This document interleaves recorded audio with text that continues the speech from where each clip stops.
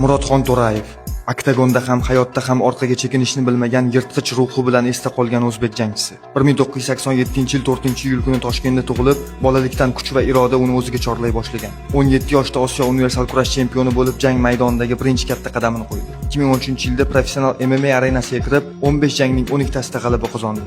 Sochidagi Liga S70 turnirida rossiyalik Yevgeniy Yeraxinni atiga 25 soniyada nokaut qilishi unga Osiyo ayig'i degan laqabni berdi. Bu jang shunchalik ta'sirli bo'lganki, uni tomosha qilgan Vladimir Putin ham hayratini yashira olmagan. Biroq kuchli jangchilarning taqdiri ko'pincha xavf bilan yonma-yon yuradi.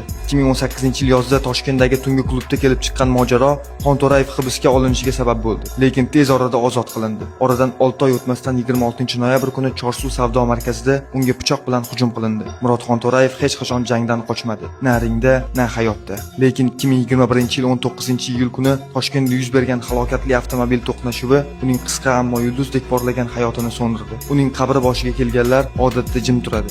Chunki u haqida gapirishdan ko'ra eslashning o'zi ham yurakka og'ir. Bugun ham sport doiralarida uning chaqqon zarbalari, qat'iy nigohi va hech kim bilmagan, faqat yaqinlari eslaydigan hikoyalari haqida pichirlab so'zlashadi. Chunki Murodxon To'rayev faqat bir sportchi emas, bu kuchning ham, taqdirning ham sinovini ko'tarib o'tgan afsona.